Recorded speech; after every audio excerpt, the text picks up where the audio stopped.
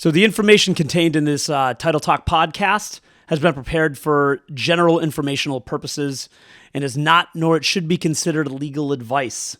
The information contained in this podcast is not intended to and does not create an attorney-client relationship. You should not act upon the information without seeking advice from a licensed attorney or escrow officer in your state. Thank you.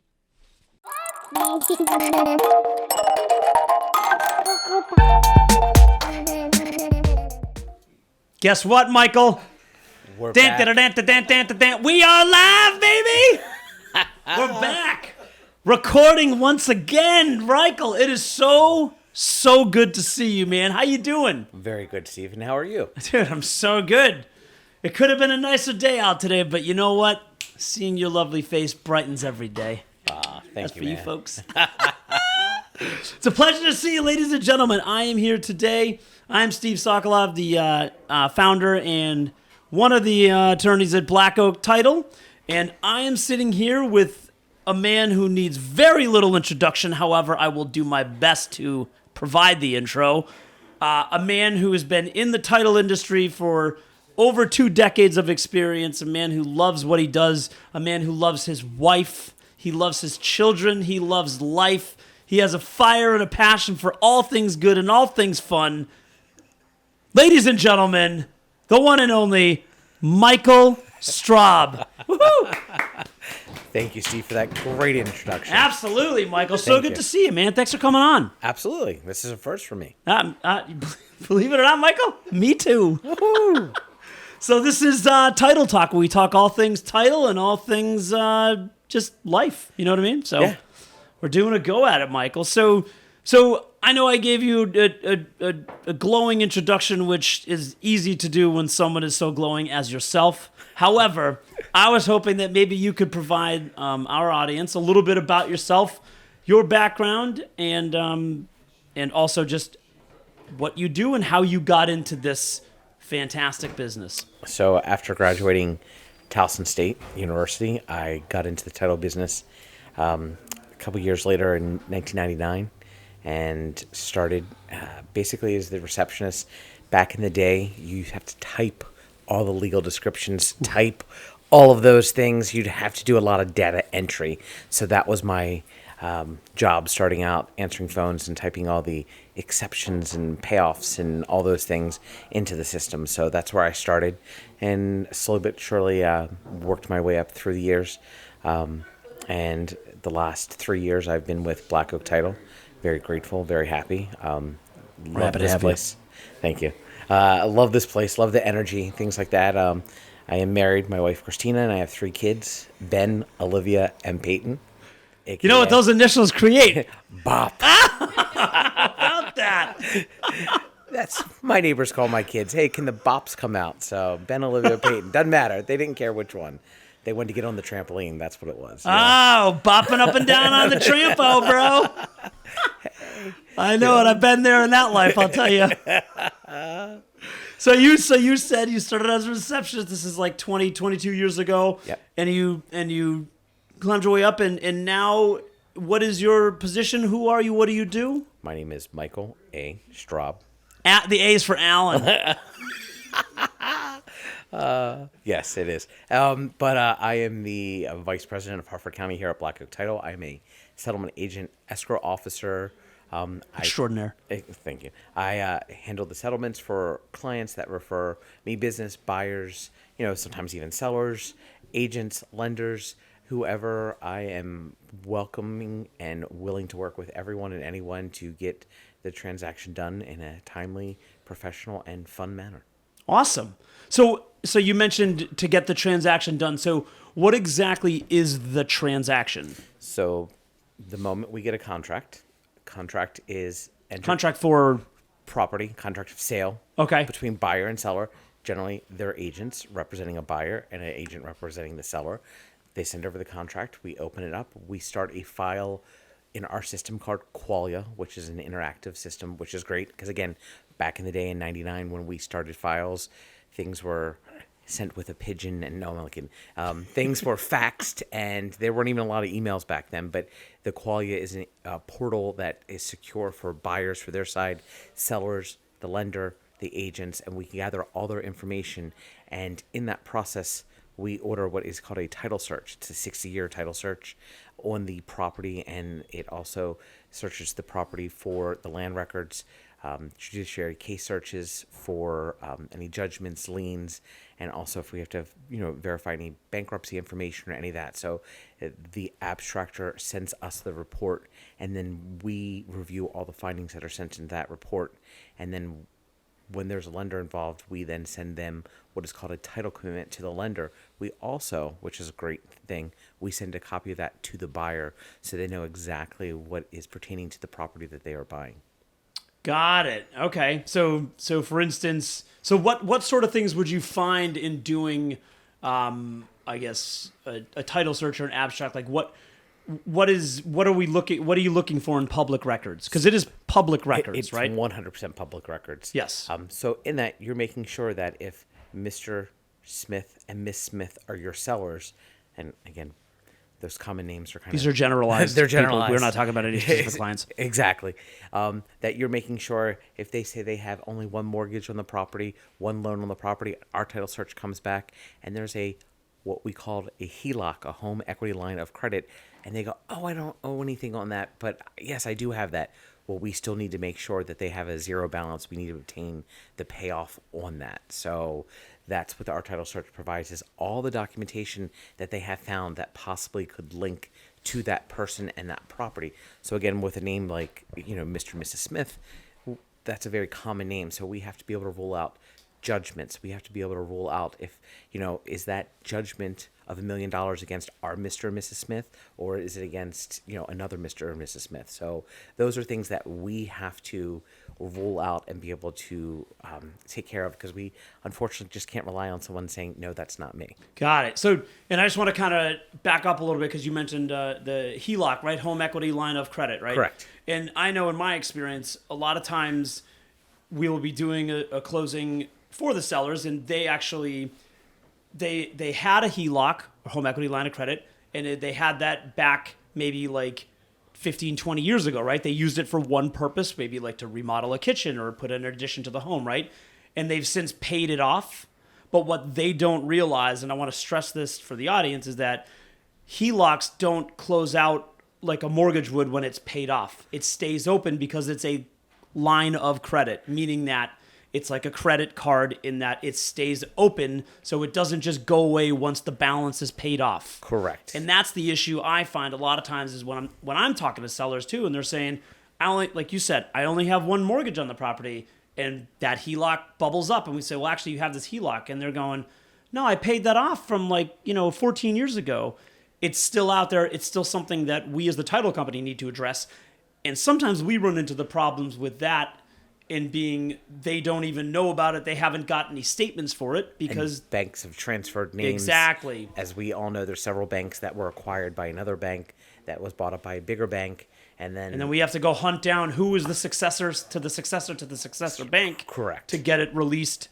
But again, we do all this back work, and Michael, why do we do all this back work? Because we love our job. No, we do. We do love our job, and we love this process.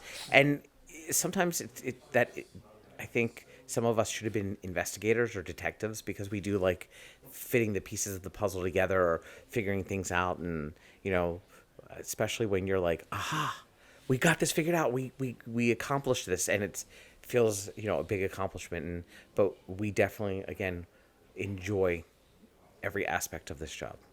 Absolutely. And why we do this, right, is to make sure that we get the buyers into their homes without any prior issues from a seller or anyone else in the quote unquote chain of ownership of that house. Correct. Right? So we want to make sure that all those things are cleared. So even if there is no balance on the HELOC, right, it's still our duty to close it down and get it erased, or not erased, but I guess a better term would be released from public records. Correct. So that it doesn't then continue to be an encumbrance on the property. Correct. Right. Because that follows the property, not the person.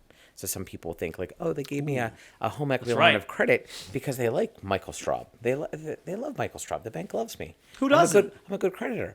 That that credit doesn't follow Michael Straub when he buys 123 Main Street. It pertains to the property, and so it sticks with the property, and that's why we have to make sure we close out that HELOC loan. Generally, most lenders want a signed documentation, sometimes notarized, to make sure that, yes, we are closing out that loan, paying it in full, and closing it out. Got it. So you sound very thorough, Michael. Sounds like you know what you're talking about, generally speaking, Yes. regarding this subject and topic. But I want to get a little bit deeper into you, the Michael Straub of this. What do you think your appeal is, right? Because anyone can, not anyone, but I mean, what we do is the work itself. It's the job, right? Like that's what we're supposed to do, as far as like clearing the title and doing these searches and making sure that, you know, everything is cleared when we transfer the property. But I guess my question is, what separates you? What makes me want to go to Michael Straub as opposed to Acme Title Company, which would be the same reasons that I would rather go to Starbucks versus like the local gas station for my cup of coffee? What's the Michael Straub separator?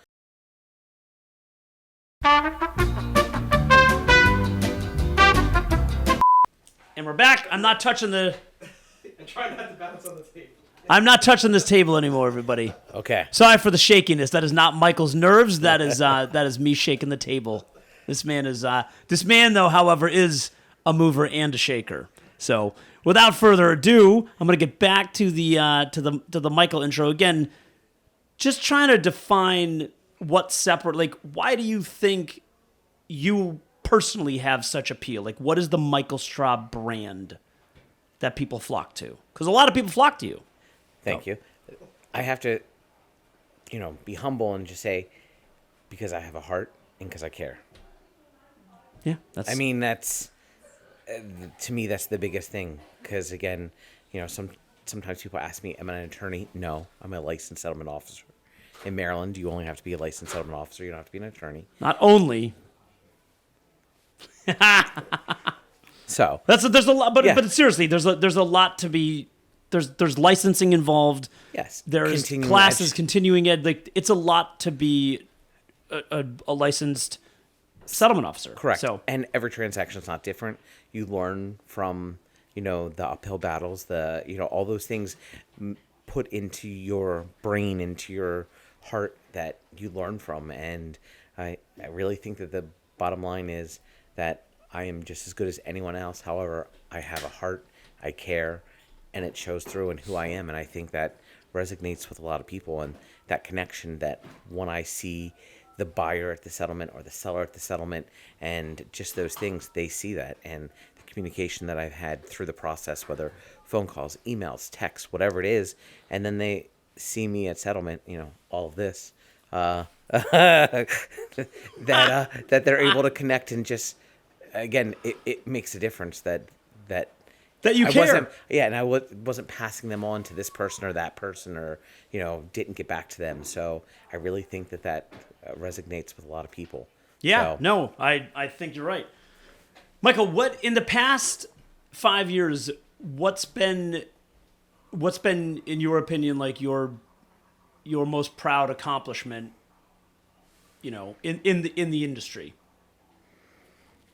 Or growth, or whatever it may be. I mean, my transition from, where I've been to coming here and my volume of business increasing, but never making anyone feel that I'm too busy to answer a phone call, too busy to care or anything like that. So, yes, as I want my business to increase and work hard, to provide for my wife, my kids, things like that. But at the end of the day, that's what my accomplishment is that I was able to do things for my kids or, putting them through private school. Those are things that make me want to work harder, not just for me and Black Oak Title, but then my family. So Sure. I wouldn't say it's one big accomplishment. It's just a multitude that just It's been the journey. parlay into the next transaction that just makes me, Yeah. so grateful. And I got to say, I love, I hear you keep mentioning your wife and your children and your family. And I know that's an important thing to you. And Yes. I think that's great because you have the family values, which, who comes first. Yes. And that's huge because, in buying and selling homes, like, that's how I look at it too. Like, we're putting in families into these new homes, right? These are people who either maybe upgrading into because they have a new child and they need to, you want to see the family go into a new home and you want to see them grow in the new home. And yes. And it's wonderful to be a part of that. And it's, for me, that's all. And I don't want to put words in your mouth, but I think you're kind of leading that way. But that's one of the things that I love about this job and this role, right? Is, yes. There's certain impacts, certain points in life that have major impact, birth of a child, marriage, graduation maybe from, a school or, running a marathon. Who knows? Like, everyone's got Hole different in ones. one. But one of those impactful points that I think goes across levels, evenly across the levels with, especially in America, like the American dream, right? Yes. Is home ownership, is buying a home and buying especially your first home. I think that is a very meaningful piece. Yes. And that's where I know for me, I love being a part of like the first time home buyers. Correct. Yes. Because for them, it's all new. Everything's new. Everything's exciting.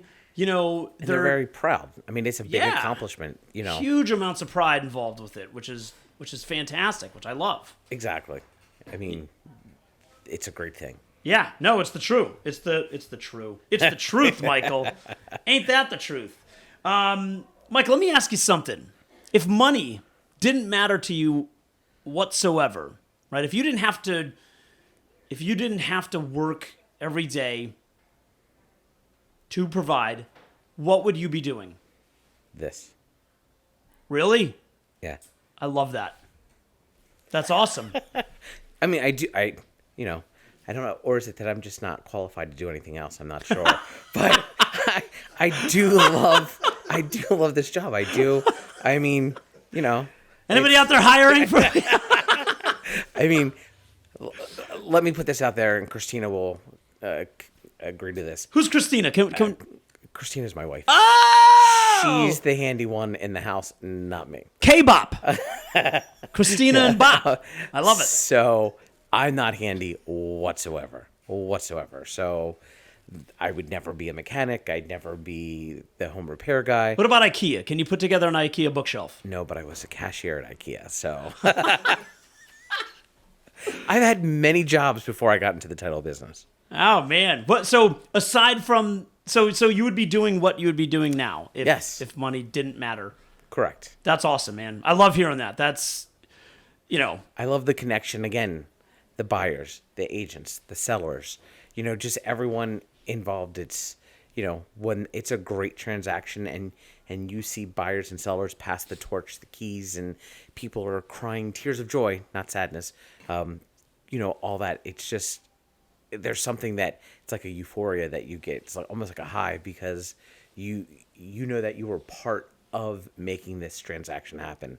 So just seeing that is awesome. You can't get that everywhere. Yeah, it's totally true, man. I love it.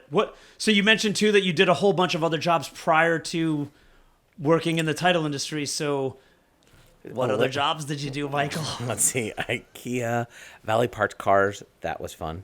Really? What's the coolest car you ever drove? Now again, besides your current car. Michael has a Tesla.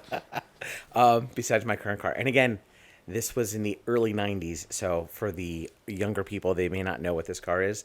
But I can tell you the worst car and the best car. Worst car. Careful. You don't want to offend a lot of people. I know. But I'm pretty sure not one of these exists anymore. A Yugo. A Yugo, dude. I was going to say Yugo, dude.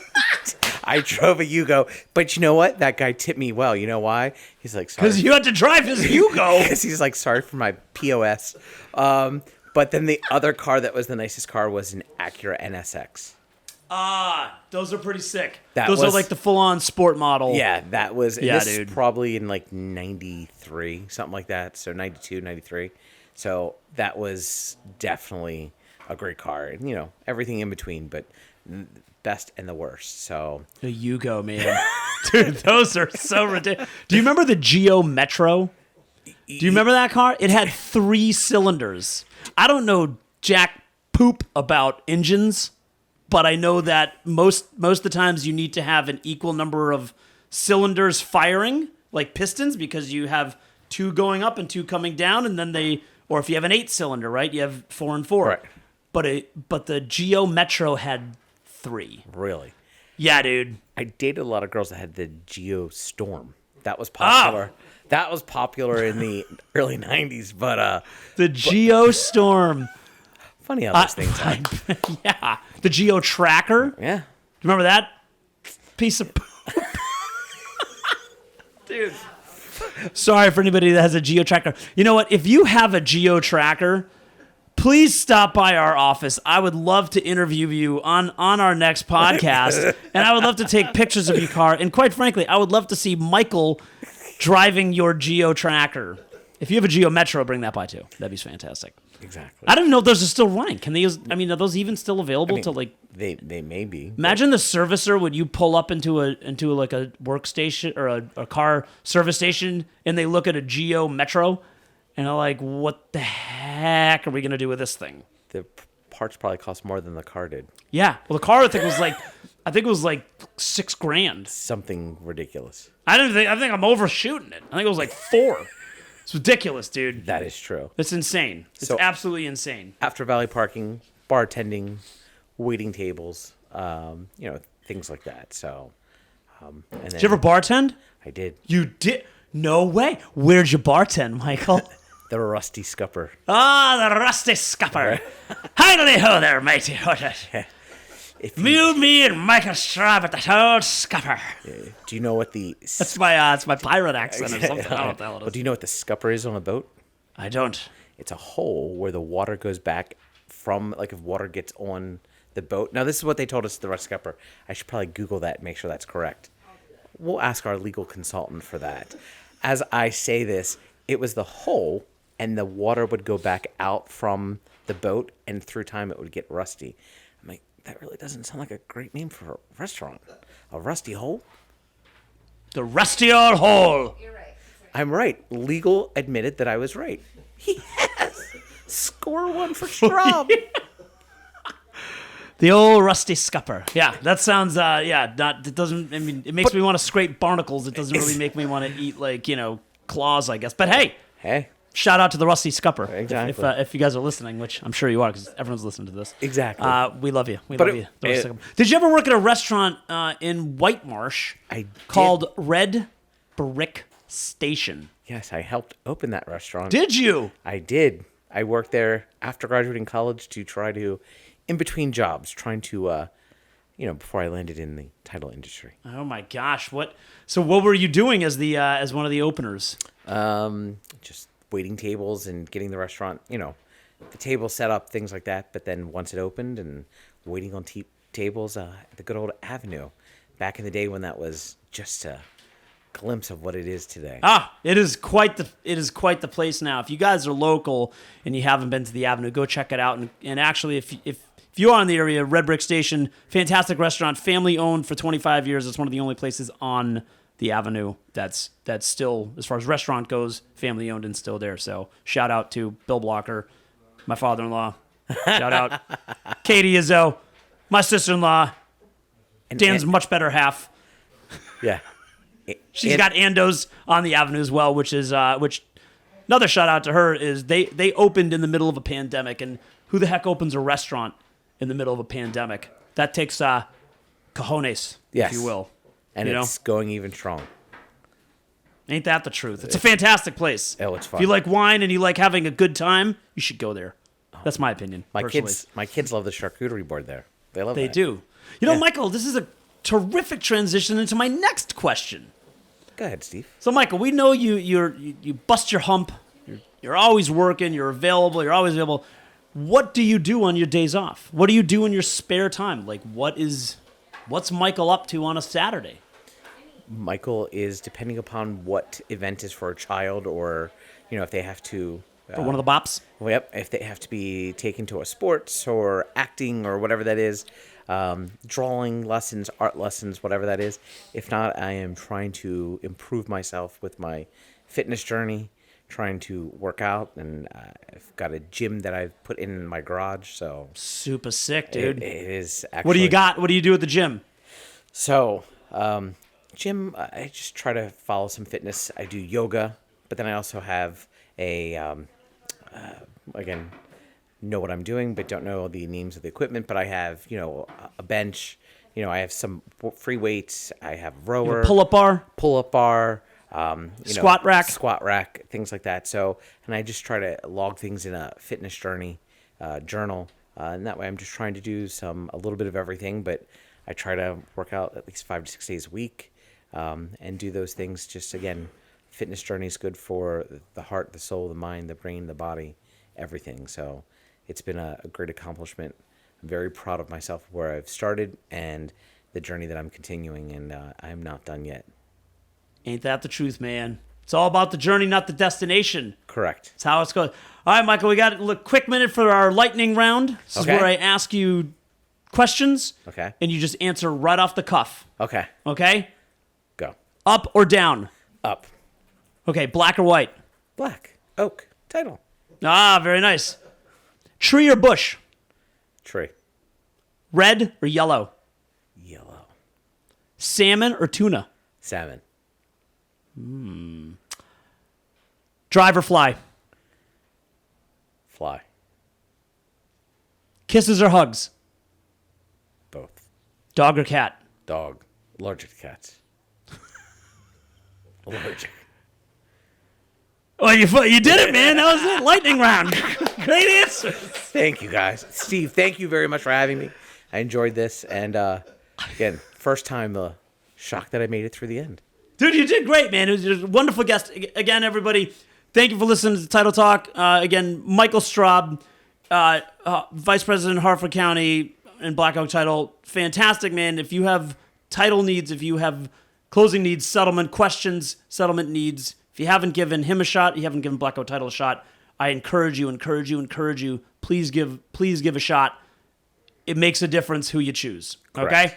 Listen, everybody, this has been number one of absolutely many. If you guys have questions, concerns, anything like that, leave it in the comments below. Smash that like button. Subscribe to us. We'll be all over social media for the next few weeks, months, years. We ain't going anywhere. Nope. All right? It's been a pleasure. Love seeing you guys, Michael. Love to you. have you back whenever you want. We will talk to you guys soon. Have a fantastic weekend. Bye, guys.